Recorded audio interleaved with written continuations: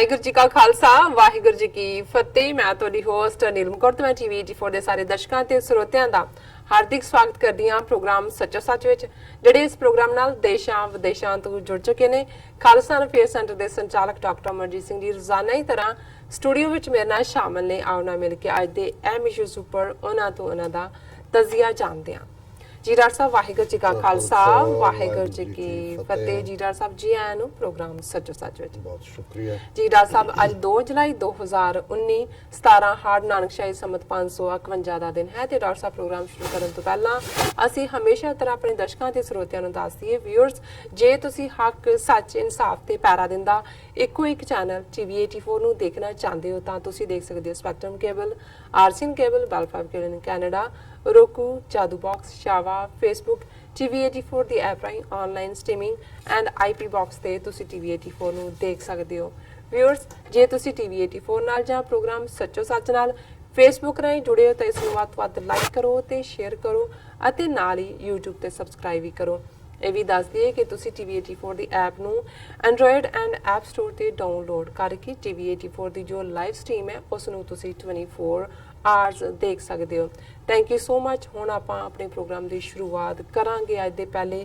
ਅਹਿਮ ਇਸ਼ੂ ਦੇ ਨਾਲ। ਡਾਕਟਰ ਸਾਹਿਬ ਮੇਰੇ ਨਾਲ ਮੌਜੂਦ ਨੇ ਔਰ ਅਸੀਂ ਆਪਣਾ ਪ੍ਰੋਗਰਾਮ ਲੈ ਕੇ ਤੁਹਾਡੀ ਕਚਹਿਰੀ ਵਿੱਚ ਹਾਜ਼ਰ ਹੋ ਰਹੇ ਹਾਂ, ਸੋ ਤੁਸੀਂ ਸਾਡੇ ਨਾਲ ਇਸੇ ਤਰ੍ਹਾਂ ਹੀ ਜੁੜੇ ਰਹਿਣਾ। ਜੀ ਡਾਕਟਰ ਸਾਹਿਬ ਕੀ ਕਹਿਣਾ ਚਾਹੋਗੇ, ਕੀ ਵਿਚਾਰਾਂ ਨੇ ਅੱਜ ਦੇ ਪਹਿਲੇ ਅਹਿਮ ਮੁੱਦੇ ਦੇ ਉੱਪਰ?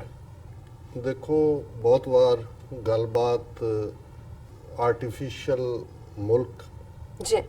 ਭਾਰਤ ਤੋਂ ਹੀ ਸ਼ੁਰੂ ਹੁੰਦੀ ਹੈ ਤੇ ਉੱਥੇ ਹੀ ਆ ਕੇ ਮੁੱਕਦੀ ਹੈ। ਔਰ ਜ਼ਾਹਰ ਹੈ ਕਿ ਇਸ ਵੇਲੇ ਜਿਸ ਨਕਸ਼ੇ 'ਚ 1 ਬਿਲੀਅਨ 300 ਮਿਲੀਅਨ ਲੋਕ ਕੈਦ ਨੇ ਔਰ ਜਿਹੜਾ ਸਿਸਟਮ ਦਿੱਲੀ ਦੇ ਵਿੱਚ ਜਿਹੜਾ ਨਾਜ਼ੀ ਤਰਜ਼ ਦੇ ਉੱਤੇ ਵੀ ਹੈ ਔਰ ਮੁਸੋਲਿਨੀ ਦੇ ਫਾਸ਼ਿਜ਼ਮ ਦੀ ਤਰਜ਼ ਦੇ ਉੱਤੇ ਵੀ, ਉਹ ਕਿਵੇਂ ਭਾਰਤ ਦੀਆਂ ਘੱਟ ਗਿਣਤੀਆਂ ਦੇ ਹੱਕਾਂ ਨੂੰ ਪੈਰਾਂ ਦੇ ਥੱਲੇ ਰੋਂਦ ਰਿਹਾ ਜੀ। ਔਰ ਜਿਹੜੀਆਂ ਅੱਡ-ਅੱਡ ਕੌਮੀਅਤਾਂ ਜਿਨ੍ਹਾਂ ਦੇ ਨਾਲ ਕਿਸ ਕਿਸਮ ਦੇ ਇਕਰਾਰਨਾਮੇ ਹੋਏ, ਕਿਸ ਕਿਸਮ ਦੇ ਵਾਅਦੇ ਹੋਏ, ਉਹਨਾਂ ਨੂੰ ਕਿਵੇਂ ਜਿਹੜੇ ਵਾਅਦੇ ਕਦੇ ਵੀ ਵਫਾ ਨਾ ਹੋਏ, ਵਾਅਦਾ ਖਿਲਾਫੀਆਂ ਹੋਈਆਂ। ਔਰ ਫਿਰ ਇਸ ਦੇ ਨਾਲ ਆਮ ਲੋਕ ਜਿਹੜੇ ਕਿ ਮਿਸ ਐਡਮਿਨਿਸਟ੍ਰੇਸ਼ਨ ਔਰ ਕਰਪਸ਼ਨ ਜਿਹੜੀ ਕਿ ਬਿਲਕੁਲ ਸਿਖਰਾਂ ਤੇ ਹੈ ਉਸ ਦੇ ਥੱਲੇ ਪਿਸ ਰਹੇ ਨੇ। ਔਰ ਜ਼ਾਹਰ ਹੈ ਕਿ ਕਿਤੇ ਅੰਤਾਂ ਦੀ ਗਰਮੀ ਜਿਸ ਦਾ ਕੋਈ ਆਲਟਰਨੇਟ ਜਾਂ ਆਮ ਲੋਕਾਂ ਦੀਆਂ ਸਹੂਲਤਾਂ ਜਾਂ ਪਾਵਰ ਸਪਲਾਈ ਔਰ ਦੂਸਰੇ ਦਾ ਪ੍ਰਬੰਧ ਨਹੀਂ ਹੈ। ਔਰ ਦੂਸਰੇ ਪਾਸੇ ਜਿਹੜਾ ਭਾਰਤ ਦਾ ਵੱਡਾ ਸ਼ਹਿਰ ਜਿੱਥੇ ਕਿ 2 ਕਰੋੜ ਲੋਕ ਰਹਿੰਦੇ ਨੇ ਔਰ ਜਿਸ ਬੰਬਈ ਸ਼ਹਿਰ ਜਿਹਦਾ ਨਾਂ ਤਾਂ ਮੁੰਬਈ ਬਣਾ ਦਿੱਤਾ ਪਰ ਕਰਤੂਤਾਂ ਜਿਹੜੀਆਂ ਨੇ ਉਹ ਬਿਲਕੁਲ ਹੀ ਉਸ ਕਿਸਮ ਦੀਆਂ ਨੇ ਜੋ ਜੀ ਇਹਨਾਂ ਦੀਆਂ ਦੇਸੀ ਰਿਆਸਤਾਂ ਦੇ ਵਿੱਚ ਹੁੰਦੀਆਂ ਸੀ ਕਿ 2 ਕਰੋੜ ਲੋਕ ਔਰ ਇਕੱਲੇ ਬੰਬੇ ਦਾ ਬਜਟ ਜਿਹੜਾ 30,000 ਕਰੋੜ ਨੂੰ ਕ੍ਰਾਸ ਕਰਦਾ ਹੈ, ਕਈ ਭਾਰਤ ਦੇ ਸੂਬਿਆਂ ਨਾਲੋਂ ਵੀ ਕਿਤੇ ਜ਼ਿਆਦਾ ਹੈ। ਉੱਥੇ ਕਿਸ ਕਿਸਮ ਦਾ ਇਹਨਾਂ ਦਾ ਪ੍ਰਬੰਧ ਹੈ ਕਿ ਜੇ ਮੀਂਹ ਉੱਥੇ ਲਗਾਤਾਰਤਾ ਨਾਲ ਤੇਜ਼ੀ ਨਾਲ ਪਏ ਨੇ ਤੇ ਬੰਬੇ ਸਾਰਾ ਫਲੱਡਡ ਹੈ ਔਰ 30 ਤੋਂ ਜ਼ਿਆਦਾ ਮੌਤਾਂ ਸਿਰਫ ਇੱਕ ਥਾਂ ਤੇ ਹੋਈਆਂ ਨੇ। ਲਗਾਤਾਰਤਾ ਨਾਲ ਕਿੰਨੀਆਂ ਹੋਰ ਹੋ ਰਹੀਆਂ ਜਿਹੜੀਆਂ ਕਦੇ ਰਿਪੋਰਟ ਨਹੀਂ ਹੋਣਗੀਆਂ। ਪਰ ਦੇਖੋ, ਇੱਕ ਪਾਸੇ ਤਾਂ ਕੋਈ ਨੈਚੁਰਲ ਕੈਲਾਮਿਟੀ ਹੁੰਦੀ ਹੈ, ਕੁਦਰਤ ਦੇ ਨਾਲ ਖਿਲਵਾੜ ਤਾਂ ਸਾਰੇ ਪਾਸੇ ਹੀ ਹੋ ਰਿਹਾ ਜਦੋਂ ਅਸੀਂ ਗਲੋਬਲ ਵਾਰਮਿੰਗ ਦੇ ਫਿਨੋਮੇਨੇ ਦੀ ਗੱਲ ਕਰਦੇ। ਪਰ ਉੱਥੇ ਜਿਸ ਕਿਸਮ ਦਾ ਸਿਸਟਮ ਔਰ ਬੰਬਈ ਦੇ ਵਿੱਚ ਜਿਹੜਾ ਕਿ ਜ਼ਾਹਰ ਹੈ ਕਿ ਸਮੁੰਦਰ ਦੇ ਕੰਢੇ 6-7 ਡਿਫਰੈਂਟ ਆਈਲੈਂਡ ਵਰਗੀਆਂ ਥਾਵਾਂ ਔਰ ਉਹਨਾਂ ਨੂੰ ਅੰਗਰੇਜ਼ਾਂ ਨੇ ਡਿਵੈਲਪ ਕੀਤਾ, ਉਹ ਆਪਣੀ ਕਮਰਸ਼ੀਅਲ ਹੱਬ ਦੇ ਤੌਰ ਤੇ ਬੰਦਰਗਾਹ ਜਹਾਜ਼ ਰਾਣੀ ਦੇ ਲਈ। ਪਰ ਕਿਵੇਂ ਫਿਰ ਇਹ ਜਿਹੜਾ ਲੈਂਡ ਮਾਫੀਆ ਔਰ ਪੋਲੀਟੀਸ਼ੀਅਨ ਔਰ ਪੁਲਿਸ ਜਿਨ੍ਹਾਂ ਦੀ ਮਿਲੀ ਭੁਗਤ ਦੇ ਨਾਲ ਉੱਥੇ ਕੋਈ ਇਸ ਕਿਸਮ ਦਾ ਸਿਸਟਮ ਨਹੀਂ ਡਿਵੈਲਪ ਕੀਤਾ ਗਿਆ। ਔਰ ਇਹੀ ਹਾਲ ਜਿਹੜਾ ਅਸੀਂ ਪਿਛਲੇ ਦਿਨਾਂ 'ਚ ਚੇਨਈ ਦਾ ਜ਼ਿਕਰ ਕੀਤਾ ਵੀ ਕਿਵੇਂ ਉੱਥੇ ਪਾਣੀ ਨਹੀਂ ਹੈ ਬਿਲਕੁਲ ਹੀ, ਲੋਕ ਕਿਵੇਂ ਦਫ਼ਤਰਾਂ ਤੇ ਸਕੂਲੋਂ ਜਾਣੋਂ ਵੀ ਆ ਰਹੀ ਨੇ ਕਿਉਂਕਿ ਇਸ ਕਿਸਮ ਦੀ ਮਸ਼ਰੂਮਿੰਗ ਗਰੋਥ ਜਿਹਦੇ ਚ ਲੈਂਡ ਮਾਫੀਆ ਔਰ ਪੋਲੀਟੀਸ਼ੀਅਨ ਔਰ ਜ਼ਾਹਰ ਐਡਮਿਨਿਸਟ੍ਰੇਸ਼ਨ ਉਹਨਾਂ ਦੀ ਸ਼ਮੂਲੀਅਤ ਹੁੰਦੀ ਹੈ। ਸੋ ਜ਼ਾਹਰ ਹੈ ਵੀ ਆਮ ਲੋਕ ਵੀ ਜਦੋਂ ਅਸੀਂ ਸਿੱਖਾਂ, ਮੁਸਲਮਾਨਾਂ, ਕਸ਼ਮੀਰੀਆਂ, ਨਾਗਿਆਂ ਦੀ ਗੱਲ ਕਰਦੇ ਹਾਂ ਤੇ ਬਹੁਤ ਵਾਰ ਬਹੁਤਿਆਂ ਨੂੰ ਲੱਗਦਾ ਵੀ ਪਤਾ ਨਹੀਂ ਬਾਕੀ ਸਾਰਾ ਦੇਸ਼ ਜਿਹੜਾ ਉਹ ਬੜਾ ਸੁਖੀ ਵਸ ਰਿਹਾ ਹੈ। ਅਸੀਂ ਤਾਂ ਟਾਰਗੇਟਡ ਹੈ ਔਰ ਕਿਸੇ ਹੱਦ ਤੱਕ ਸਕੇਪਗੋਟ ਵੀ ਹੈ ਕਿਉਂਕਿ ਜਿਹੜਾ ਇਹਨਾਂ ਦਾ ਕਰਪਟ ਸਿਸਟਮ ਜਿਹੜਾ ਕੁਝ ਵੀ ਲੋਕਾਂ ਨੂੰ ਡਿਲੀਵਰ ਨਹੀਂ ਕਰ ਪਾਉਂਦਾ ਉਹਦੇ ਲਈ ਫਿਰ ਉਹ ਘੱਟ ਗਿਣਤੀਆਂ ਨੂੰ ਉਵੇਂ ਹੀ ਅਕਿਊਜ਼ ਕਰਦਾ ਹੈ ਜਿਵੇਂ ਜਦੋਂ ਨਾਜ਼ੀਆਂ ਦਾ ਰਾਜ ਆ ਵੀ ਗਿਆ ਥਰੂ ਪਾਰਲੀਮੈਂਟਰੀ ਡੈਮੋਕ੍ਰੇਸੀ, ਉਹਨਾਂ ਨੇ ਹਿਟਲਰ ਨੇ ਪਾਵਰ ਐਕਵਾਇਰ ਕੀਤੀ ਔਰ ਲੋਕਾਂ ਦੀਆਂ ਸਮੱਸਿਆਵਾਂ ਤਾਂ ਉਵੇਂ ਹੀ ਬਣੀਆਂ ਹੋਈਆਂ ਸੀ, ਲੇਕਿਨ ਉਹਦੇ ਲਈ ਫਿਰ ਹਰ ਚੀਜ਼ ਲਈ ਯਹੂਦੀਆਂ ਨੂੰ ਐਕਿਊਜ਼ ਕੀਤਾ ਗਿਆ ਔਰ ਉਹਨਾਂ ਦੀ ਆਬਾਦੀ ਉਸ ਵੇਲੇ ਜਰਮਨ ਦੀ ਆਬਾਦੀ ਦੇ 1% ਤੋਂ ਵੀ ਘੱਟ ਸੀ, ਲੇਕਿਨ ਉਹਨਾਂ ਨੂੰ ਹੀ ਕਿ ਭਾਈ ਇਹ ਰਲੇ ਨੇ, ਇਹਨਾਂ ਦੀ ਇਹ ਲਟੇਰੇ ਨੇ, ਫਲਾਣੇ, ਜਿਵੇਂ ਕਿ ਅੱਜ ਜਦੋਂ ਵੀ ਕੋਈ ਭਾਰਤ ਦੇ ਵਿੱਚ ਇਸ ਕਿਸਮ ਦੀਆਂ ਤਰਾਸਦੀ, ਕਿਉਂਕਿ ਮੌਨਸੂਨ ਚੱਲ ਰਿਹਾ ਔਰ ਟ੍ਰੈਜਡੀਜ਼ ਥਾਂ ਵਾਪਰ ਰਹੀਆਂ ਨੇ, ਕਿ ਪੰਜਾਬ ਦੇ ਵਿੱਚ ਮੀਂਹ ਨਾ ਪੈਣ ਕਰਕੇ ਹੈ, ਕਿਤੇ ਜ਼ਿਆਦਾ ਪੈ ਰਿਹਾ ਔਰ ਉਹਦਾ ਕੋਈ ਪ੍ਰਬੰਧ ਨਹੀਂ, ਪਾਣੀ ਦੇ ਨਿਕਾਸ ਦਾ ਪ੍ਰਬੰਧ ਨਹੀਂ, ਗਲੀਆਂ ਫਲੱਡਡ ਨੇ ਔਰ ਮੁੰਬਈ ਇਸ ਵੇਲੇ ਵਰਸਟ ਹਾਲਤ ਚੋਂ ਗੁਜ਼ਰ ਹੈ, ਤੇ ਉਹਦੇ ਲਈ ਫਿਰ ਤੁਸੀਂ ਕੁਦਰਤ ਨੂੰ ਹੀ ਦੋਸ਼ ਦੇਈ ਜਾਓ, ਲੇਕਿਨ ਇਹ ਸਾਰਾ ਅੱਗੋਂ ਟ੍ਰੈਜਡੀ ਵਾਪਰਦੀ ਹੈ ਇਹ ਮੈਨ ਮੇਡ ਹੈ ਔਰ ਇਸ ਦੇ ਲਈ ਜੋ ਵੀ ਹੁੰਦਾ ਹੈ ਇਹਨਾਂ ਦਾ ਉਹ ਕਰਪਸ਼ਨ ਜਿਹੜੀ ਹੈ ਉਹ ਹਰ ਇੱਕ ਨੂੰ ਖਾ ਜਾਂਦੀ ਹੈ। ਪਰ ਅੱਜ ਜਿਸ ਵਿਸ਼ੇ ਦੇ ਉੱਤੇ ਮੈਂ ਗੱਲ ਕਰਨੀ ਚਾਹੁੰਦਾ ਕਿਉਂਕਿ ਅਕਸਰ ਅਸੀਂ ਜਿਹੜੀ ਹੈ 14 ਅਗਸਤ ਦੀ ਜਦੋਂ ਗੱਲ ਹੁੰਦੀ ਹੈ 14 ਅਗਸਤ 1947 ਦੀ, ਤੇ ਉਦੋਂ ਪਾਕਿਸਤਾਨ ਦੇ ਆਜ਼ਾਦੀ ਦਿਨ ਦੇ ਤੌਰ ਤੇ 14 ਅਗਸਤ ਨੂੰ ਸੈਲੀਬ੍ਰੇਟ ਕੀਤਾ ਜਾਂਦਾ ਹੈ। ਜ਼ਾਹਰ ਹੈ ਇੱਕ ਪ੍ਰਾਊਡ ਮੂਮੈਂਟ ਸੀ ਸਬ ਕੰਟੀਨੈਂਟ ਦੇ ਬਰੇ ਸਗੀਰ ਦੇ ਮੁਸਲਮਾਨਾਂ ਦੇ ਲਈ ਕਿ ਕਾਇਦੇ ਆਜ਼ਮ ਦੀ ਵਾਈਜ਼ ਔਰ ਫੋਰਸਾਈਟਡ ਲੀਡਰਸ਼ਿਪ ਦੀ ਵਜ੍ਹਾ ਕਰਕੇ ਮੁਸਲਮਾਨਾਂ ਨੂੰ ਆਪਣਾ ਮੁਲਕ ਮਿਲਿਆ। ਅਸੀਂ ਜਦੋਂ ਇਸ ਦੌਰ ਦੇ ਵਿੱਚ ਸਿੱਖ ਲੀਡਰਸ਼ਿਪ ਦੀ ਗੱਲ ਕਰਦੇ ਹਾਂ, ਜ਼ਾਹਰਾ ਤੌਰ ਦੇ ਉੱਤੇ ਉਹਨਾਂ ਦੀ ਇੱਕ ਵੱਡੀ ਬਿਟਰੇਅਲ ਸਿੱਖ ਕੌਮ ਦੇ ਨਾਲ ਹੋਈ ਔਰ ਉਹਨਾਂ ਨੇ ਸਿੱਖ ਕੌਮ ਨੂੰ ਭਾਰਤ ਦੇ ਜਿਹੜਾ ਨਕਸ਼ੇ ਦੇ ਵਿੱਚ ਲਿਆ ਕੇ ਕੈਦ ਕਰ ਦਿੱਤਾ। ਪਰ ਬਹੁਤ ਵਾਰ ਇਹ ਜਿਹੜਾ ਨਾਰਥ ਈਸਟ, ਜਦੋਂ ਅਸੀਂ ਨਾਰਥ ਈਸਟ ਉੱਤਰ ਪੂਰਬ ਕਹਿੰਦੇ ਆ, ਜਿਹੜਾ ਲਗਭਗ 70-72 ਸਾਲ ਤੋਂ ਹੀ ਬਾਹਰਲਾ ਮੀਡੀਆ ਹੋਏ ਜਾਂ ਈਵਨ ਜਿਹੜੇ ਬਾਹਰ ਜਿਹੜੇ ਟੂਰਿਸਟ ਵੀ ਜਾਣਾ ਚਾਹੁੰਦੇ ਨੇ ਉਹਨਾਂ ਇਲਾਕਿਆਂ ਜਿੱਥੇ ਕਿ ਹੁਣ ਇਹਨਾਂ ਨੇ 7 ਸਟੇਟਸ ਬਣਾਈਆਂ over a period of time 70 ਸਾਲਾਂ 'ਚ, ਉਹਨਾਂ ਨੂੰ ਸਪੈਸ਼ਲ ਪਰਮਿਟ ਲੈਣਾ ਪੈਂਦਾ ਉਹਨਾਂ ਦੀ ਆਮ ਫੋਰਨਰਸ ਦੇ ਲਈ ਉਹ ਲੈਣ ਨੇ, ਕਿਉਂਕਿ ਉਹਨਾਂ ਸਾਰੀਆਂ ਹੀ 7 ਸਟੇਟਾਂ 'ਚ ਅੱਜ ਵੀ ਜਿਹੜਾ ਰਾਜ ਹੈ ਉਹ ਫੌਜ ਦੇ ਸਿਰ ਤੇ ਕੀਤਾ ਜਾ ਰਿਹਾ ਔਰ ਇਸ ਸਾਰੇ ਖਿੱਤੇ ਦੇ ਵਿੱਚ ਜਿਹੜਾ ਹੁਣ ਕਾਨੂੰਨ ਕਸ਼ਮੀਰ ਦੇ ਵਿੱਚ ਵੀ ਪਿਛਲੇ ਕਈ ਸਾਲਾਂ ਤੋਂ ਜਾਰੀ ਹੈ armed forces special powers act, ਜਿਸ armed forces special power act ਦੇ ਥੱਲੇ ਜਿਹੜਾ ਉਹ ਫੌਜੀਆਂ ਨੂੰ ਜਿਹੜੇ ਨੀਮ ਫੌਜੀ ਨੇ ਔਰ ਈਵਨ ਸਟੇਟ ਪੁਲਿਸ ਹੈ ਉਹਨਾਂ ਨੂੰ ਹੱਕ ਹੈ ਕਿ ਜਿਹਨੂੰ ਮਰਜ਼ੀ ਦਹਿਸ਼ਤਗਰਦ ਕਹਿ ਕੇ ਉਹ ਮਾਰ ਦੇਣ। ਇਸ ਐਕਟ ਨੂੰ ਖਤਮ ਕਰਵਾਉਣ ਦੇ ਲਈ ਹੀ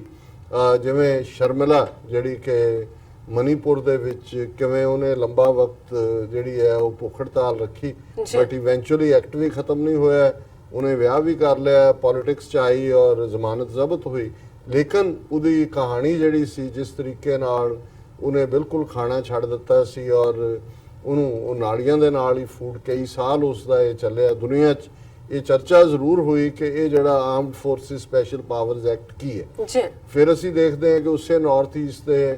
ਮਨੀਪੁਰ ਦੇ ਵਿੱਚ ਕਿਵੇਂ ਸੈਂਕੜੇ ਔਰਤਾਂ ਨੇ ਜਿਹੜਾ ਉਹ ਆਪਣੇ ਆਪ ਨੂੰ ਪਬਲਿਕਲੀ ਨਿਰਵਸਤਰ ਕਰ ਦਿੱਤਾ, ਕੱਪੜੇ ਉਹਨਾਂ ਲਾ ਕੇ ਕਿਹਾ ਕਿ ਭਾਈ ਜਿਹੜਾ ਤੁਹਾਡੀ ਫੌਜ ਸਾਡੇ ਨਾਲ ਨਿਤ ਦਿਹਾੜੇ ਜ਼ਬਰ ਜਨਾਹ ਕਰਦੀ ਹੈ, ਆਓ ਤੁਸੀਂ ਇੱਕ ਵਾਰੀ ਕਰ ਹੀ ਲਓ। ਸੋ ਜ਼ਾਹਰ ਹੈ ਕਿ ਵੀ ਇਹ ਵੀ ਇੱਕ ਮੈਸੇਜ ਬੜਾ ਸਟਰੋਂਗ ਸੀ। ਅਸਾਮ ਦੇ ਵਿੱਚ ਅਸੀਂ ਦੇਖਦੇ ਹਾਂ ਕਿ ਕਿੰਨੀ ਖੂਨੀ ਮੂਵਮੈਂਟ ਕਈ ਸਾਲ ਚੱਲਦੀ ਰਹੀ, ਪਰ ਕਿਵੇਂ ਅੱਜ ਹਾਲ ਇਹ ਹੈ ਕਿ ਨਾਰਥ ਈਸਟ ਦੀਆਂ 7 ਸਟੇਟਾਂ ਦੇ ਵਿੱਚ ਜਿੱਥੇ ਜਾਂ ਤਾਂ ਬੀਜੇਪੀ ਦੀ ਸਿੱਧੀ ਹਕੂਮਤ ਹੈ ਜਿਵੇਂ ਅਸਾਮ ਦੇ ਵਿੱਚ ਹੈ, ਜਾਂ ਉਹਨਾਂ ਨੇ ਲੋਕਲ ਕਬੀਲਿਆਂ ਨੂੰ ਇੱਕ ਦੂਜੇ ਦੇ ਅਗੇਂਸਟ ਕਰਕੇ ਰਿਗ ਕਰਕੇ ਪੈਸਾ ਖਰਚ ਕੇ ਮੁੱਲ ਲੈ ਕੇ ਔਰ ਡਰਾ ਕੇ ਜਿਹੜਾ ਉੱਥੇ ਆਪਣੀਆਂ ਹਕੂਮਤਾਂ ਕਾਇਮ ਕੀਤੀਆਂ। ਪਰ ਨਾਗਾਲੈਂਡ ਜਿਸ ਦੀ ਸਟਰਗਲ ਸਾਡੇ ਤੋਂ ਵੀ ਪੁਰਾਣੀ ਹੈ, ਸਾਡੇ ਤੋਂ ਪੁਰਾਣੀ ਇਸ ਲਈ ਕਿ ਅਸੀਂ ਤਾਂ ਫਿਰ ਵੀ ਟੁਵਰਡਸ ਕਨਸਟੀਟਿਊਸ਼ਨ ਦੇਖਦੇ ਰਹੇ, ਜੇ 15 ਅਗਸਤ 1947 ਨੂੰ ਫਸ ਵੀ ਗਏ ਇਧਰ, ਫਿਰ ਵੀ ਅਸੀਂ ਦੇਖਦੇ ਰਹੇ ਕਿ ਜੀ ਕਨਸਟੀਟਿਊਸ਼ਨ ਦੇ ਵਿੱਚ ਜਿਹੜਾ ਸਾਡੇ ਨਾਲ ਇਹਨਾਂ ਨੇ ਇਕਰਾਰ ਕੀਤਾ ਹੈ ਕਿ ਜੀ ਤੁਹਾਨੂੰ ਅਸੀਂ ਇੱਕ ਪ੍ਰੋਵਿੰਸ ਨਾਰਥ ਦੇ ਵਿੱਚ ਦੇਵਾਂਗੇ so that Sikhs are also able to enjoy the glow of freedom, experience the glow of freedom, ਕਿ ਉਹ ਵੀ ਆਜ਼ਾਦੀ ਦੇ ਉਸ ਨਿੱਘ ਨੂੰ ਮਾਣ ਸਕਣ। ਪਰ ਉਹ ਤਾਂ 26 ਜਨਵਰੀ 1950 ਤੋਂ ਸਾਡੀ ਸਟਰਗਲ ਦੀ ਸ਼ੁਰੂਆਤ ਅਸਲੀਅਤ ਨਾਲ ਹੁੰਦੀ ਹੈ ਜਦੋਂ ਕਿ ਸੰਵਿਧਾਨ ਨੂੰ ਜਿਹਦੇ 'ਚ ਕਿ ਸਿੱਖਾਂ ਨੂੰ ਆਰਟੀਕਲ 25(b) ਦੇ ਥੱਲੇ ਹਿੰਦੂ ਬਣਾ ਦਿੱਤਾ ਜਾਂਦਾ ਹੈ ਔਰ ਸਿੱਖ ਉਹਨੂੰ ਬਲੈਕ ਡੇ ਡਿਕਲੇਅਰ ਕਰਦੇ ਨੇ, ਸਿੱਖ ਨੁਮਾਇੰਦੇ ਉਹਦੇ ਤੇ ਦਸਤਖਤ ਨਹੀਂ ਕਰਦੇ ਔਰ ਇਸ ਤਰ੍ਹਾਂ ਸਿੱਖ ਸਟਰਗਲ ਦੀ ਸ਼ੁਰੂਆਤ ਹੁੰਦੀ ਹੈ। ਬਿਲਕੁਲ। ਲੇਕਿਨ ਨਾਗਾਲੈਂਡ ਦੇ ਵਿੱਚ ਜਿੱਥੇ ਕਿ ਉਹਨਾਂ ਦੇ, ਕਿਉਂਕਿ ਇਹ ਜਿਹੜੀ ਸਾਰੀ ਨਾਰਥ ਈਸਟ ਦੀ ਸੁਸਾਇਟੀ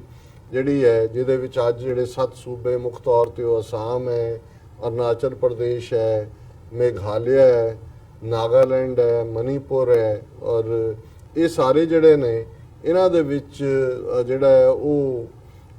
ਅੱਡ-ਅੱਡ ਕਬੀਲੇ 8-10 ਕਬੀਲੇ ਪ੍ਰਮੁੱਖ ਤੌਰ ਦੇ ਉੱਤੇ, ਨਾਗਾ ਵੀ ਇੱਕ ਕਬੀਲੇ ਦਾ ਨਾਂ ਹੈ, ਇਹਦਾ ਮਤਲਬ ਕੋਈ ਨੇਕਡ ਨਹੀਂ ਹੈ ਬਹੁਤੇ, ਕਿਉਂਕਿ ਇਹਦਾ ਜਦੋਂ ਨਾਗਾ ਸਾਧੂ ਕਿਹਾ ਜਾਂਦਾ ਹੈ ਤੇ ਉਹ ਤਾਂ ਨੰਗ ਤੜੰਗੇ ਨੇ, ਲੇਕਿਨ ਇਹ ਉਹਨਾਂ ਦਾ ਕਬੀਲਾ ਹੈ ਜਿਹੜਾ ਕਿ ਵੱਡੀ ਗਿਣਤੀ ਦੇ ਵਿੱਚ ਉਹਨਾਂ ਦੀ ਆਬਾਦੀ ਅੱਜ ਦੇ ਸੂਬੇ ਨਾਗਾਲੈਂਡ 'ਚ ਵੀ ਹੈ, ਨਾਲ ਲੱਗਦੇ ਮਨੀਪੁਰ 'ਚ ਵੀ ਹੈ, ਨਾਗਿਆਂ ਦਾ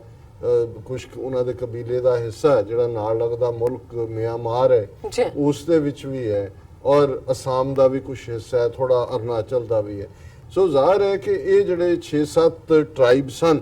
ਉਹਨਾਂ ਨੂੰ ਇੱਕ ਵੱਡਾ ਲੀਡਰ ਨਾਗਿਆਂ ਦਾ ਹੋਇਆ ਜਿਹੜਾ ਲੰਡਨ ਦੇ ਵਿੱਚ ਇਨ ਐਗਜ਼ਾਈਲ ਸੀ ਔਰ 1990 ਚ ਉਹਦੀ ਮੌਤ ਹੋਈ, ਅੰਗਾਮੀ ਜ਼ਾਪੂ ਫਿਜ਼ੋ, ਅਸੀਂ ਫਿਜ਼ੋ ਕਰਕੇ ਜਾਣਦੇ ਹਾਂ। ਇੰਗਲੈਂਡ ਦੇ ਵਿੱਚ ਖਾਲਿਸਤਾਨੀ ਐਕਟਿਵਿਸਟ ਦੇ ਨਾਲ ਵੀ ਜੂਨ 84 ਦੇ ਘੱਲੂਘਾਰੇ ਤੋਂ ਬਾਅਦ ਖਾਲਿਸਤਾਨ ਦੀ ਲਹਿਰ ਬਾਹਰ ਵੀ ਆਈ ਔਰ ਇਹ ਜਿਹੜਾ ਨਾਗਾ ਲੀਡਰ ਹੈ ਫਿਜ਼ੋ ਔਰ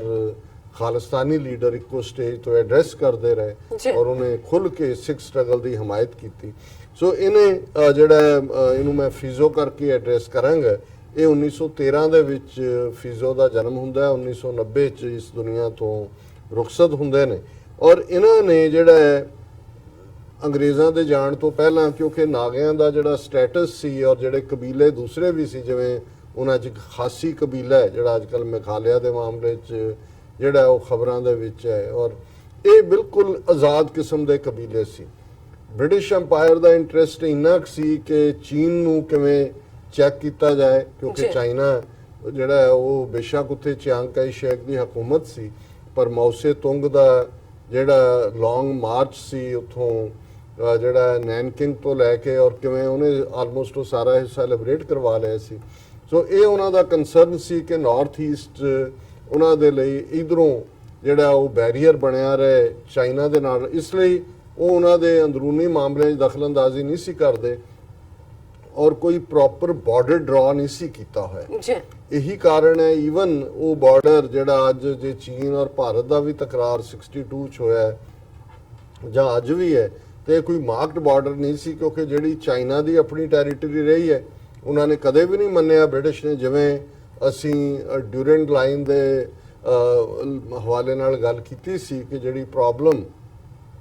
ਅਫਗਾਨਿਸਤਾਨ ਔਰ ਪਾਕਿਸਤਾਨ ਦੇ ਵਿੱਚ ਮੁੱਢਲੀ ਹੈ ਉਹ 1893 ਦੀ ਜਿਹੜੀ ਹੈ ਡਿਊਰੈਂਟ ਲਾਈਨ ਹੈ, ਜਿਹਨੂੰ ਕਦੇ ਵੀ ਅਫਗਾਨ ਕਬੀਲਿਆਂ ਨੇ ਨਹੀਂ ਮੰਨਿਆ। ਇਸੇ ਤਰ੍ਹਾਂ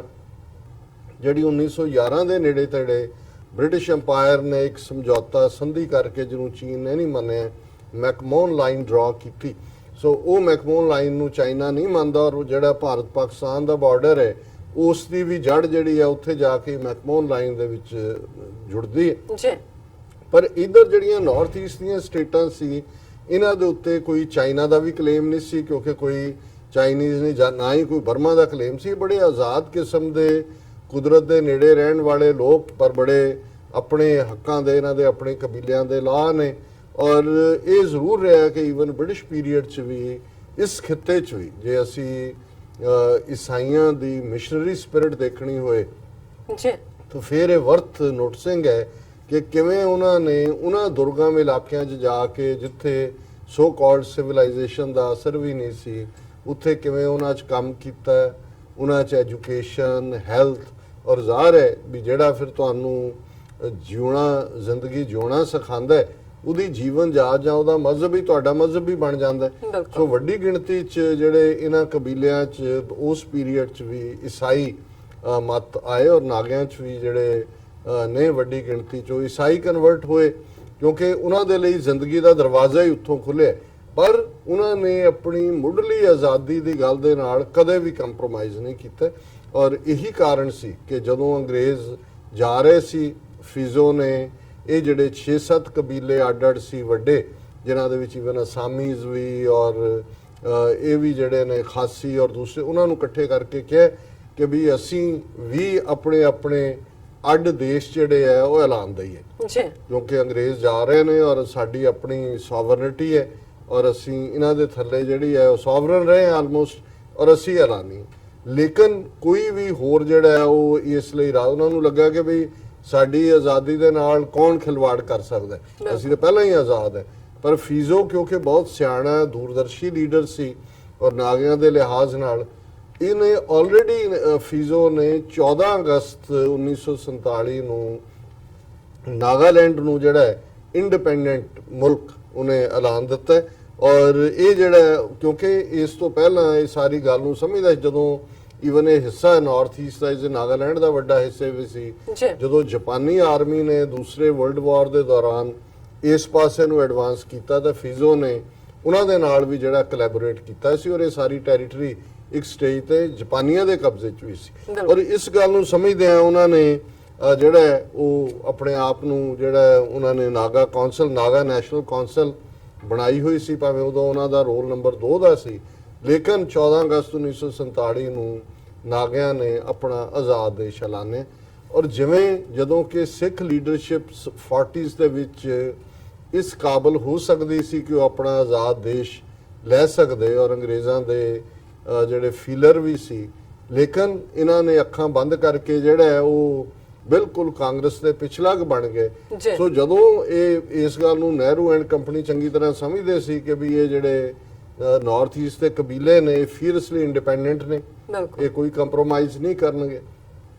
ਔਰ ਉਹਨੇ ਫੀਜ਼ੋ ਨੂੰ ਗੱਲਬਾਤ ਦਾ ਸੱਦਾ ਦਿੱਤਾ। 3 ਵਾਰ ਜਿਹੜਾ ਨਹਿਰੂ ਔਰ ਇਹ ਆਜ਼ਾਦ ਨਾਗਾਲੈਂਡ ਦਾ ਜਿਹੜਾ ਡਿਕਲੇਅਰ ਕਰਨ ਵਾਲਾ ਫੀਜ਼ੋ ਸੀ, ਇਹ ਮਿਲੇ ਆਪਸ ਦੇ ਵਿੱਚ। ਉਹਨਾਂ ਦੇ ਵਿੱਚ 1951 ਚ ਅਸਾਮ ਦੇ ਵਿੱਚ ਮੁਲਾਕਾਤ ਹੋਈ ਨਹਿਰੂ ਦੇ ਨਾਲ, 1952 ਚ ਦਿੱਲੀ ਚ ਹੋਈ ਔਰ 1953 ਚ ਜਿਹੜੀ ਹੈ ਉਹ ਦਿਬਰੂਗੜ੍ਹ ਚ ਹੋਈ।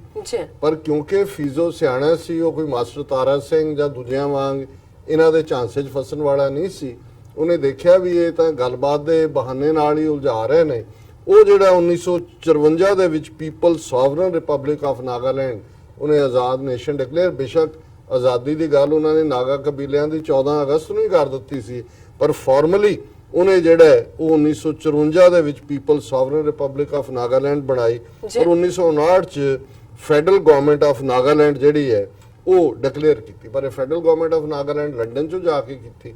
ਦਸੰਬਰ 1956 ਜਦੋਂ ਇਹਨੇ ਨਹਿਰੂ ਦੇ ਨਾਲ 3-4 ਮੀਟਿੰਗ ਹੋ ਗਏ ਨੇ, ਦੇਖ ਲਿਆ ਵੀ ਧੋਖੇਬਾਜ਼ ਨੇ ਔਰ ਉਹਨੇ ਦੇਖਿਆ ਕਿ ਵੀ ਨਹੀਂ, ਆਪਣੇ ਮੁਲਕ ਦੇ ਲੋਕਾਂ ਦੀ ਆਜ਼ਾਦੀ ਦੇ ਲਈ ਸਾਨੂੰ ਬਾਹਰ ਜਾ ਕੇ ਜਿਵੇਂ ਅਸੀਂ ਮਹਿਸੂਸ ਕਰਦੇ ਹਾਂ ਕਿ ਡਾਇਸਪੋਰਾ ਦਾ ਰੋਲ ਹੁੰਦਾ ਹੈ। ਸੋ 1956 ਦੇ ਵਿੱਚ ਫਿਰ ਫੀਜ਼ੋ ਕਿਸੇ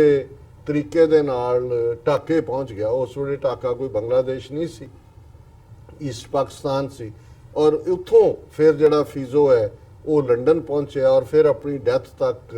1990 ਦੇ ਵਿੱਚ ਉਹ ਲੰਡਨ 'ਚ ਹੀ ਰਿਹਾ ਔਰ ਉਹਦਾ ਜਿਹੜਾ ਮੈਮੋਰੀਅਲ ਹੈ ਅੱਜ ਵੀ ਕੋਹਿਮਾ ਦੇ ਵਿੱਚ ਜਿਹੜੀ ਨਾਗਾਲੈਂਡ ਦੀ ਰਾਜਧਾਨੀ ਉਹ ਮੌਜੂਦ ਹੈ। ਪਰ ਮੈਂ ਕੋਈ ਅੱਜ ਇਸ ਬਹਾਦਰ ਬੰਦੇ ਨੂੰ ਜਿਹੜਾ ਸਿੱਖਾਂ ਦਾ ਵੀ ਬਹੁਤ ਐਡਮਾਇਰਰ ਸੀ ਔਰ ਖਾਲਿਸਤਾਨ ਦਾ ਹਮਾਇਤੀ ਸੀ, ਉਸ ਨੂੰ ਕੋਈ ਟ੍ਰਿਬਿਊਟ ਦੇ ਨਾਂ ਥੱਲੇ ਇਸ ਸੈਗਮੈਂਟ ਨੂੰ ਨਹੀਂ ਚੁਣਿਆ। ਹਾਲਾਂਕਿ ਮੈਂ ਐਡਮਾਇਰ ਕਰਦਾ ਇਸ ਲੈਵਲ ਦੇ ਲੋਕਾਂ ਨੂੰ ਜਿਨ੍ਹਾਂ ਨੇ ਕਦੇ ਕੰਪਰੋਮਾਈਜ਼ ਨਹੀਂ ਕੀਤਾ। ਹਾਲਾਂਕਿ ਇਸ ਦੇ ਉਲਟ ਅਸੀਂ ਦੇਖਦੇ ਹਾਂ ਕਿ ਲਾਲ ਡੈਂਗਾ ਜਿਹੜਾ ਕਿ ਆਪਣੇ ਤੌਰ ਦੇ ਉੱਤੇ ਜਿਹੜਾ ਉਹ ਮੀਜ਼ੋ ਲੋਕਾਂ ਦੀ ਆਜ਼ਾਦੀ ਦੇ ਲਈ ਲੜ ਰਿਹਾ ਸੀ, ਜਿਵੇਂ ਅਸੀਂ ਖਾਸੀ ਟ੍ਰਾਈਬ ਦੀ ਗੱਲ ਕੀਤੀ ਹੈ, ਉਹ ਵੀ ਐਗਜ਼ਾਈਲ 'ਚ ਰਿਹਾ, ਲੇਕਿਨ ਇਵੈਂਚੁਅਲੀ ਉਹਨੂੰ ਵੀ ਜਿਹੜਾ ਉਹ ਸੱਤਾ ਦਾ ਜਾਂ ਪਾਵਰ ਦੀ ਹਵਸ ਆਈ। ਉਹਨੇ ਮੁਰਾਰਜੀ ਦੇਸਾਈ ਜਦੋਂ ਪ੍ਰਾਈਮ ਮਿਨਿਸਟਰ ਸੀ ਜਾ ਕੇ ਸਮਝੌਤਾ ਜਿਹਾ ਕਰਕੇ ਆਪ ਉਹਦਾ ਚੀਫ ਬਣ ਗਿਆ, ਚੀਫ ਮਿਨਿਸਟਰ। ਔਰ ਛੋਟੀ ਜਿਹੀ ਸਟੇਟ ਜਿਹੜੀ ਹੈ ਮੇਘਾਲਿਆ ਨਾ ਮਿਜ਼ੋਰਮ, ਕਿਉਂਕਿ ਲਾਲ ਡੈਂਗਾ ਮਿਜ਼ੋ ਸੀ ਔਰ ਉਹ ਅੱਜ ਵੀ ਜਿਹੜਾ ਉਸੇ ਤਰ੍ਹਾਂ ਹੀ ਜਿਹੜਾ ਉਹਨਾਂ ਹਾਲਾਤਾਂ 'ਚ ਹੀ ਹੈ। ਪਰ ਮਿਜ਼ੋਆਂ ਦੀ ਸਟਰਗਲ ਦਾ ਉਹਨੇ ਬੇੜਾਗਰ ਕਰ ਦਿੱਤਾ। ਹੁਣ ਘੱਟੋ ਘੱਟ ਫੀਜ਼ੋ ਨੇ 1990 ਤੱਕ ਇਹ ਝੰਡਾ ਬੁਲੰਦ ਰੱਖਿਆ। ਉਸ ਤੋਂ ਬਾਅਦ ਕਿਉਂਕਿ 1951-52 'ਚ ਫੀਜ਼ੋ ਨੇ ਰਿਅਲਾਈਜ਼ ਕਰ ਲਿਆ ਸੀ ਕਿ ਗੱਲੀ ਬਾਤੀ ਗੱਲ ਨਹੀਂ ਬਣਨੀ। ਉਹਨਾਂ ਨੇ ਪੂਰਾ ਆਪਣੀ ਜਿਹੜੀ ਨੈਸ਼ਨਲ ਕੌਂਸਲ ਬਣਾਈ, ਉਹਦਾ ਇੱਕ ਮਿਲਟਰੀ ਵਿੰਗ ਵੀ ਬਣਵਾਇਆ। ਬੇਸ਼ੱਕ ਉਹ ਲੰਡਨ 'ਚ ਬੈਠਾ ਸੀ, ਉੱਥੋਂ ਲੀਡ ਕਰ ਰਿਹਾ ਸੀ ਔਰ ਉਹਨਾਂ ਨੇ ਨਾਗਿਆਂ ਨੇ ਭਾਰਤ ਦੀ ਹਕੂਮਤ ਨੂੰ ਜਿਹੜਾ ਉਹ ਵਕਤ ਪਾ ਛੱਡਿਆ ਇਹਨਾਂ ਸਾਰੇ ਦਹਾਕਿਆਂ 'ਚ। ਜੀ ਔਰ ਅਸੀਂ ਜਦੋਂ ਆਪਣੇ 1.5 ਲੱਖ ਤੋਂ ਜ਼ਿਆਦਾ ਸ਼ਹੀਦਾਂ ਦੀ ਗੱਲ ਕਰਦੇ ਹਾਂ ਜਾਂ ਕਸ਼ਮੀਰ 'ਚ ਹੁਣ ਤਾਂ 1.25 ਲੱਖ ਦੇ ਨੇੜੇ ਤੇੜੇ ਸ਼ਹੀਦ ਕਸ਼ਮੀਰੀ ਹੋਏ ਨੇ, ਤੇ ਨਾਗਿਆਂ ਦੀ ਗਿਣਤੀ ਜਿਹੜੀ ਆ ਉਹ 2 ਲੱਖ ਤੋਂ ਜ਼ਿਆਦਾ ਹੈ, ਜਿਹੜੇ ਕਿ ਇਹਨਾਂ ਨੇ ਉਹਨਾਂ ਦੇ ਪਿੰਡਾਂ ਦੇ ਪਿੰਡ ਜਿਹੜੇ ਨੇ ਉਹ ਸਾੜ ਦਿੱਤੇ। ਲੇਕਿਨ ਨਾਗੇ ਲੜਦੇ ਰਹੇ ਔਰ ਇਹ ਸਪਿਰਿਟ ਜਿਹੜੀ ਸੀ ਇਸ ਮਹਾਨ ਨਾਗਾ ਲੀਡਰ ਫਿਜ਼ੋ ਦੀ ਇਹ ਕੰਟੀਨਿਊਸ ਰਹੀ। ਔਰ ਫਿਰ ਉਹਨਾਂ ਦੀਆਂ ਨਾਗਾ ਇਨਸਰਜੈਂਟ ਗਰੁੱਪ ਵੀ ਬਣੇ, ਜਿਨ੍ਹਾਂ 'ਚ ਇੱਕ ਜਿਹੜੀ ਹੈ NSCN ਜਿਹੜਾ ਉਹਨਾਂ ਦਾ ਜਨਰਲ ਸੈਕਟਰੀ ਮਿਸਟਰ ਮੂਵੀਆ, ਔਰ ਉਹਨਾਂ ਦੇ ਨਾਲ ਜਿਹੜਾ ਹੈ ਉਹਨਾਂ ਨੇ ਆਪਣੀ ਗੱਲਬਾਤ ਜਾਰੀ ਰੱਖੀ। ਲੇਕਿਨ ਮੈਂ ਸਮਝਦਾ ਵੀ ਕਈ ਵਾਰ ਜਿਹੜੀਆਂ ਲੜ ਰਹੀਆਂ ਕੌਮਾਂ ਲੀਡਰਲੈਸ ਹੁੰਦੀਆਂ, ਉਹਨਾਂ 'ਚ ਫਿਰ ਬਾਦਲ ਵੜ ਜਾਣ, ਅਮਰਿੰਦਰ ਵੜ ਜਾਣ, ਕਈ ਵਾਰੀ ਤੁਸੀਂ ਗੁੱਡ ਫੇਥ ਦੇ ਵਿੱਚ ਵੀ ਕਈ ਕੁਝ ਲੀਡਰਸ਼ਿਪ ਹੁੰਦੀਆਂ ਜਿਹੜੀਆਂ ਕਾਬੂ ਆ ਜਾਂਦੀਆਂ। ਬਿਲਕੁਲ ਹੁਣ ਨਾਗਿਆਂ ਦੀ ਪ੍ਰੋਬਲਮ, ਨਾਗਿਆਂ ਨੇ ਕਦੇ ਗਿਵ ਅਪ ਨਹੀਂ ਕੀਤਾ ਔਰ ਇਹ ਉਹਨਾਂ ਦੀ ਬਹਾਦਰੀ ਦੀ ਗਾਥਾ ਹੈ ਜਿਹਨੂੰ ਮੈਂ ਰੈਕਗਨਾਈਜ਼ ਅੱਜ ਵੀ ਕਰਦਾ। 18 ਸਾਲ ਤੋਂ ਫਿਰ ਇਹਨਾਂ ਨੂੰ ਮਿਸਟਰ ਮੋਵੀਆ ਜਿਹੜੀ ਉਹਨਾਂ ਦੀ ਨੈਸ਼ਨਲ ਕੌਂਸਲ ਹੈ, ਉਹਨਾਂ ਦੇ ਨਾਲ ਭਾਰਤ ਸਰਕਾਰ ਨੇ ਗੱਲਬਾਤ ਦਾ ਜਿਹੜਾ ਉਹ ਦਰਵਾਜ਼ੇ ਖੋਲੇ। 18 ਸਾਲ ਤੋਂ ਇਹ ਗੱਲਬਾਤ ਚੱਲ ਰਹੀ ਹੈ। 80 ਰਾਉਂਡ ਗੱਲਬਾਤ ਦੇ ਦਿੱਲੀ ਦੇ ਵਿੱਚ ਤਾਂ ਬਹੁਤ ਬਾਅਦ 'ਚ ਹੋਈ ਜਦੋਂ ਉਹਨਾਂ ਨੂੰ ਸੇਫ ਪੈਸੇਜ ਦਿੱਤਾ ਹੈ। ਇਹ ਗੱਲਬਾਤ ਥਾਈਲੈਂਡ 'ਚ ਵੀ ਹੋਈ, ਮਲੇਸ਼ੀਆ 'ਚ ਵੀ ਹੋਈ, ਹੋਰ ਥਾਵਾਂ ਤੇ ਵੀ ਜਿਹੜਾ ਉਹ ਇੰਡੀਅਨ ਜਿਹੜੇ ਨੇ ਰਿਪਰੈਜ਼ੈਂਟੇਟਿਵ ਆਉਂਦੇ ਰਹੇ, ਕਿਉਂਕਿ ਬਹੁਤ ਸਾਰੇ ਨਾਗੇ ਇਸ ਮਿਸਟਰ ਮੂਵੀਆ ਦੀ ਮੂਵਮੈਂਟ ਦੇ ਉਹ ਗੁਰਿਲੇ ਵੀ ਰਹੇ ਸੀ। ਲੇਕਿਨ ਫਿਰ ਫਾਈਨਲੀ ਉਹਨਾਂ ਨੂੰ ਸੇਫ ਪੈਸੇਜ ਦਿੱਤਾ ਗਿਆ। ਦਿੱਲੀ ਦੇ ਵਿੱਚ ਫਾਈਨਲੀ ਗੱਲਬਾਤ ਹੋਈ ਔਰ 3 ਅਗਸਤ 2015 ਨੂੰ ਇੱਕ ਐਗਰੀਮੈਂਟ ਜਿਹਦੇ ਵਿੱਚ ਮਿਸਟਰ ਮੂਵੀਆ ਮੌਜੂਦ ਹੈ, ਜਿਹੜਾ ਹੁਣ ਬੁੱਢਾ ਹੋ ਚੁੱਕਾ ਹੈ, ਮੋਦੀ ਸੀ ਔਰ ਉਹਨਾਂ ਦਾ ਇੰਟਰਲੋਕੂਟਰ RN ਰਵੀ, ਜਿਹੜਾ ਇਹ ਐਗਰੀਮੈਂਟ ਸਾਈਨ ਹੋਇਆ। ਹੁਣ ਐਗਰੀਮੈਂਟ ਕੀ ਹੋਇਆ ਇਹ ਉਦੋਂ ਵੀ ਡਿਸਕਲੋਜ਼ ਨਹੀਂ ਕੀਤਾ ਗਿਆ, ਅੱਜ ਤੱਕ ਵੀ ਡਿਸਕਲੋਜ਼ ਨਹੀਂ ਹੋਇਆ। ਹਾਲਾਂ ਪਿਛਲੇ ਦਿਨਾਂ 'ਚ ਖਬਰ ਕਿਤੇ ਲੱਗੀ ਔਰ ਸਾਡੇ ਕੁਝ ਵਿਊਅਰਸ ਨੇ ਵੀ ਸਾਨੂੰ ਪੁੱਛਿਆ ਕਿ ਜੀ ਜਿਹੜਾ ਐਗਰੀਮੈਂਟ ਹੈ ਉਹਦੇ ਥੱਲੇ ਨਾਗਿਆਂ ਨੂੰ ਆਪਣਾ ਪਾਸਪੋਰਟ ਜਿਹੜਾ ਨਾਗਾਲੈਂਡ ਦਾ ਬਣੇਗਾ ਸਟਰਕਚਰ, ਉਹਨੂੰ ਜਿਹੜਾ ਪਾਸਪੋਰਟ ਦਾ ਵੀ ਹੱਕ ਹੈ ਉਹਨਾਂ ਨੂੰ, ਉਹਨਾਂ ਦੀ ਸ਼ਾਇਦ ਆਪਣੀ ਕਰੰਸੀ ਤਾਂ ਨਹੀਂ, ਇੱਕ ਅੱਧੀ ਚੀਜ਼ ਹੋਰ, ਬਟ ਪਾਸਪੋਰਟ, ਹਾਂ ਝੰਡਾ, ਤੇ ਨਾਗਿਆਂ ਦਾ ਝੰਡਾ ਵੀ ਆਪਣਾ ਹੋਏਗਾ। ਕਿਉਂਕਿ ਨਾਗਿਆਂ ਦੀ ਮੰਗ ਨਾਗਾਲਿਮ ਹੈ। ਨਾਗਾਲਿਮ ਦਾ ਮਤਲਬ ਹੈ ਗ੍ਰੇਟਰ ਨਾਗਾਲੈਂਡ, ਅੱਜ ਇੱਕ ਨਾਗਾਲੈਂਡ ਸਟੇਟ ਦੇ ਤੌਰ ਤੇ ਐਗਜ਼ਿਸਟ ਕਰਦੀ ਹੈ, ਪਰ ਉਹਨਾਂ ਦੀ ਮੰਗ ਹੈ ਕਿ ਜਿਹੜੇ ਨਾਗਾ ਕਬੀਲੇ ਅਰੁਣਾਚਲ ਪ੍ਰਦੇਸ਼ 'ਚ ਔਰ ਅਸਾਮ ਦੇ ਵਿੱਚ, ਮਨੀਪੁਰ ਦੇ ਵਿੱਚ ਨੇ ਨਾਗਾ ਇਨਹੈਬਿਟਡ ਏਰੀਆਜ਼, ਉਹਨਾਂ ਨੂੰ ਮਿਲਾ ਕੇ ਪੂਰੀ ਸਟੇਟ ਨਾਗਾਲਿਮ ਹੋਏ, ਜਿਹਦਾ ਤੇ ਭਾਰਤ ਦੇ ਨਾਲ ਸਿਰਫ 1-2 ਚੀਜ਼ਾਂ ਡਿਫੈਂਸ ਜਾਂ ਦੂਜੀਆਂ ਰਹਿਣ ਕਾਮਨ, ਸਾਡੀ ਆਪਣੀ ਹੋਂਦ, ਆਪਣਾ ਝੰਡਾ, ਆਪਣੀ ਪਾਸਪੋਰਟ ਅਰੇ ਹੋਣ। ਔਰ ਇਹ ਹੁਣ 18 ਸਾਲ ਜੇ 80 ਰਾਉਂਡ ਗੱਲਬਾਤ ਦੇ ਹੋਏ, ਮੈਂ ਉਦੋਂ ਵੀ ਇਹ ਗੱਲ ਲਿਖਦਾ ਰਿਹਾ ਅੱਜ ਤੋਂ 10-12 ਸਾਲ ਪਹਿਲਾਂ ਵੀ, ਕਿ ਇਹ ਵੀ ਬ੍ਰਾਹਮਣ ਦੇ ਚੱਕਰਵਿਊਹ 'ਚ ਫਸ ਗਏ, ਕਿਉਂਕਿ ਉਹਦੇ ਨਾਲ ਇਹਨਾਂ ਨੇ ਇਹ ਕੀਤਾ, ਕਿਉਂਕਿ ਨਾਗੇ ਫੀਅਰਸਲੀ ਫਾਈਟ ਕਰ ਰਹੇ ਸੀ ਇਹਨਾਂ ਦੇ ਖਿਲਾਫ, ਉਹਨਾਂ ਨੂੰ ਉੱਥੇ ਸਲੋ ਡਾਊਨ ਕਰ ਦਿੱਤਾ ਹੈ, ਬਾਹਰਲੀ ਲੀਡਰਸ਼ਿਪ ਨੂੰ ਗੱਲਬਾਤ ਉਲਝਾ ਲਿਆ, ਜ਼ਾਹਰ ਹੈ ਪੈਸਾ ਵੀ ਚੱਲਿਆ ਹੋਏਗਾ, ਕੁਝ ਦੇ ਮੂੰਹ ਵੈਸੇ ਬੰਦ ਕਰ ਦਿੱਤੇ ਹੋਣਗੇ। ਪਰ ਇਹਦੇ ਨਾਲ ਹੌਲੀ ਹੌਲੀ ਇਹ ਹੋਇਆ ਵੀ ਜਿਹੜੇ ਹੁਣ ਸਟਰਗਲ ਲਈ ਨਿਕਲੇ ਹੁੰਦੇ ਨੇ ਉਹਨਾਂ 'ਚ ਆਪਸ ਵੀ ਫੁੱਟ ਪਈ। ਜਦੋਂ ਇਹ 3 ਅਗਸਤ 2015 ਨੂੰ ਐਗਰੀਮੈਂਟ ਹੋਇਆ, ਉਦੋਂ ਜਿਹੜੀਆਂ ਉਹਨਾਂ ਦੀਆਂ 1-2 ਫੈਕਸ਼ਨਸ ਸੀ, ਉਹਨਾਂ ਨੇ ਕਿਹਾ ਅਸੀਂ ਨਹੀਂ ਮੰਨਦੇ ਵੀ ਅਸੀਂ ਤਾਂ ਆਜ਼ਾਦੀ ਦੇ ਲਈ ਨਿਕਲੇ ਹੋਏ ਹਾਂ, ਕੁਛ ਨੇ ਸੋ ਉਹਨਾਂ 'ਚ ਵੀ ਹੋਈ। ਪਰ ਨਾਲ ਦੀ ਨਾਲ ਇਹ ਹੁੰਦਾ ਹੈ ਕਿ ਜਦੋਂ ਇਸ ਕਿਸਮ ਦੀ ਅਨਸਰਟਨਟੀ ਹੁੰਦੀ ਹੈ, ਫਿਰ ਲੁੱਟ ਮਾਰ ਦਾ ਬਾਜ਼ਾਰ ਗਰਮ ਹੋ ਜਾਂਦਾ ਹੈ। ਉੱਥੇ ਵੀ ਇਹਨਾਂ ਨੇ ਏਜੰਸੀਆਂ ਦੀ, ਜਿਵੇਂ ਬਲੈਕ ਕੈਟ ਪੰਜਾਬ ਦੇ ਵਿੱਚ ਵਾੜੇ ਜਾਂ ਹੁਣ ਕਸ਼ਮੀਰ ਦੇ ਵਿੱਚ ਨੇ, ਉਹ ਪਾ ਕੇ ਗੜਬੜ ਕੀਤੀ ਹੋਏਗੀ। ਔਰ ਹੁਣ ਜਦੋਂ ਕਿ ਇੱਕ ਪਾਸੇ ਮੈਂ ਵੀ ਇਹ ਜਾਣਨ ਦੀ ਕੋਸ਼ਿਸ਼ ਕਰ ਰਿਹਾ ਸੀ ਕਿ 2015 ਜਿਹੜਾ ਐਗਰੀਮੈਂਟ ਹੋਇਆ ਉਹਦੀ ਕਿਤੇ ਬਾਹਰ ਕੋਈ ਵਾਈ ਵੀ ਨਹੀਂ ਸੁਣੀ ਗਈ, ਉਹਨੂੰ ਡਾਕੂਮੈਂਟ ਨੂੰ ਧੁੱਪ ਵੀ ਨਹੀਂ ਲਵਾਈ ਉਹਨਾਂ ਨੇ ਵੀ ਕੀ ਹੈ। ਤੇ ਹੁਣੇ ਖਬਰਾਂ ਆ ਗਈਆਂ ਜੀ ਕਿ ਉਹਨਾਂ ਨੂੰ ਆਪਣਾ ਪਾਸਪੋਰਟ ਔਰ ਆਪਣੇ ਝੰਡੇ ਦੀ ਆਗਿਆ ਹੈ। ਪਰ ਅੱਜ ਜਦੋਂ ਮੈਂ ਇਹ ਖਬਰ ਦੇਖੀ, ਮੈਂ ਕਿਹਾ ਵੀ ਇਹ ਹੈ ਬ੍ਰਾਹਮਣ ਦਾ ਚੱਕਰਵਿਊਹ, ਕਿਉਂਕਿ ਇਹ ਹਮੇਸ਼ਾ ਜਦੋਂ ਗੱਲਬਾਤ ਦੀ ਦਾ ਮਤਲਬ ਹੈ ਕਿ ਧੋਖਾ, ਔਰ ਇਹ ਗੱਲ ਜਦੋਂ ਨਹਿਰੂ ਨੂੰ ਔਰ ਕਾਇਦੇ ਆਜ਼ਮ ਮੁਹੰਮਦ ਅਲੀ ਜਿਨ੍ਹਾਂ ਇਸ ਗੱਲ ਨੂੰ ਚੰਗੀ ਤਰ੍ਹਾਂ ਸਮਝ ਗਏ ਵੀ ਇੱਕ ਸਟੇਜ ਤੇ ਤਾਂ ਇਹ ਉਹਨਾਂ ਨੂੰ ਕਿਸ ਝਾਂਸੇ 'ਚ ਲੈ ਰਹੇ ਸੀ, ਪਰ ਜਿਉਂ ਹੀ ਇਹ ਗੱਲ ਹੋਈ ਕਿ ਜੀ ਕਾਂਸਟੀਟਿਊਐਂਟ ਅਸੈਂਬਲੀ ਜਿਹੜੀ ਹੈ ਉਹਦੇ 'ਚ ਕੀ ਪੈਟਰਨ ਹੋਏਗਾ, ਔਰ ਨਹਿਰੂ ਨੇ ਕਿਹਾ ਜੀ ਸਿੰਪਲ ਵੋਟਿੰਗ ਮੈਜੋਰਿਟੀ, ਸੋ ਜ਼ਾਹਰ ਹੈ ਉਹਨਾਂ ਨੇ ਦੇਖਿਆ ਕਿ ਵੀ ਇਹ ਤਾਂ ਇਹਨਾਂ ਦੇ ਮਨ 'ਚ ਬੇਈਮਾਨੀ ਹੈ। ਸਿੰਪਲ ਮੈਜੋਰਿਟੀ ਜ਼ਾਹਰ ਹੈ ਹਿੰਦੂਆਂ ਦੀ ਮੈਜੋਰਿਟੀ ਸੀ, ਇਹ ਤਾਂ ਫਿਰ ਸਾਨੂੰ ਸੈਕੰਡ ਕਲਾਸ ਸਿਟੀਜ਼ਨ ਬਣਾ ਦੇਣਗੇ। ਬਿਲਕੁਲ। ਔਰ ਜਦੋਂ ਨਹਿਰੂ ਨੂੰ ਇਸ ਬਾਰੇ ਸਵਾਲ ਕੀਤਾ ਗਿਆ ਇੱਕ ਪ੍ਰੈਸ ਕਾਨਫਰੰਸ ਸਿੱਖਾਂ ਨੇ ਵੀ ਕੀਤਾ ਕਿ ਜੀ ਤੁਸੀਂ ਸਾਡੇ ਨਾਲ ਕੀਤੇ ਵਾਅਦੇ ਤੁਹਾਡੇ ਕਿੱਥੇ ਗਏ, ਤਾਂ ਉਹਨੇ ਮਾਸਟਰ ਤਾਰਾ ਸਿੰਘ ਨੂੰ ਵੀ ਕਿਹਾ ਕਿ ਮਾਸਟਰ ਜੀ तब बात और थी अब बात और है, सर्कमस्टेंसेस हैव नाउ चेंज, ये ਉਹਦੇ ਲਫ਼ਜ਼ ਨੇ। और फिर उन्हें ही प्रेस कॉन्फ्रेंस से शेयर किया कि जी बात ऐसी कीजिए हर बात के 100 पहलू हों, कोई पहलू तो रहे बात बदलने के लिए कि ਤੁਸੀਂ ਇੰਨੇ ਕੁ ਛੱਡ ਦਿਓ ਵਿੱਚ ਗ੍ਰੇ ਏਰੀਏ ਕਿ ਜਦੋਂ ਤੁਸੀਂ ਉਹਨਾਂ ਨੂੰ ਕਨਫਰੰਟ ਕਰੋ, ਉਹਨੂੰ ਕਹੋ ਜੀ हमने ऐसा तो नहीं कहा था। और एक खबर है entire Nagaland declared disturbed for 4 months under Armed Forces Special Powers Act। ਹੁਣ ਇੱਕ ਪਾਸੇ ਤਾਂ ਅਕੋਰਡ ਲਾਗੂ 2015 ਹੁਣ ਇਹ ਡੀਕ ਰਹੇ ਨੇ ਕਿ ਉਹ ਜਿਹੜਾ ਮਾਵੀ ਆ ਉਹ ਵੀ ਮਰ ਜਾਏ ਤੇ ਫਿਰ ਗੱਲ ਹੀ ਮੁੱਕ ਜਾਏਗੀ। ਜਿਹੜਾ ਅੱਧਾ ਝੂਠਾ ਸੱਚਾ ਐਗਰੀਮੈਂਟ ਦੇ ਨਾਂ ਥੱਲੇ ਜੋ ਵੀ ਹੈ ਉਹਦੇ 'ਚ ਵੀ ਕੁਝ ਨਹੀਂ ਹੋਣਾ। ਲੇਕਿਨ ਕਈ ਵਾਰ ਇਹ ਹੁੰਦਾ ਵੀ ਇੱਕ ਟੈਸਟੀਮਨੀ ਹੁੰਦੀ ਹੈ, ਉਹ ਜਦੋਂ ਮਰ ਜਾਏਗਾ ਕਹੇਗਾ ਨਹੀਂ ਨਹੀਂ ਮਾਵੀ ਤਾਂ ਇਹ ਵੀ ਮੰਨਿਆ ਸੀ, ਤਾਂ ਉਹਦੇ ਥਾਂ ਕੋਈ ਹੋਰ ਡਾਕੂਮੈਂਟ ਲਾ ਦੇਣਗੇ। ਪਰ 2015 ਦਾ ਐਗਰੀਮੈਂਟ ਹੋਇਆ ਹੋਏ 4 ਸਾਲ ਹੋ ਗਏ ਨੇ, 2019 ਤੱਕ 4 ਸਾਲ। ਔਰ ਇਸ ਸਾਰੇ ਪੀਰੀਅਡ 'ਚ ਨਾਗਾਲੈਂਡ 'ਚੋਂ armed forces special powers act ਖਤਮ ਨਹੀਂ ਕੀਤਾ ਗਿਆ। ਔਰ ਹੁਣ ਨਾਗਾਲੈਂਡ ਨੂੰ ਅਗਲੇ 6 ਮਹੀਨੇ ਦੇ ਲਈ ਡਿਸਟਰਬਡ ਏਰੀਆ ਡਿਕਲੇਅਰ। ਔਰ ਖਬਰ ਹੈ ਦਾ entire state of Nagaland has been declared a disturbed area for 6 more months till December end under the controversial Armed Forces Special Powers Act, which empowers security forces to conduct operations anywhere and arrest anyone without prior notice। ਜਿਹਨੂੰ ਮਰਜ਼ੀ ਤੁਸੀਂ ਫੜ ਲਓ, ਕਹੋ ਜੀ ਏਕਤਾ ਅਖੰਡਤਾ ਨੂੰ ਖਤਰਾ ਹੈ, ਉਹਨੂੰ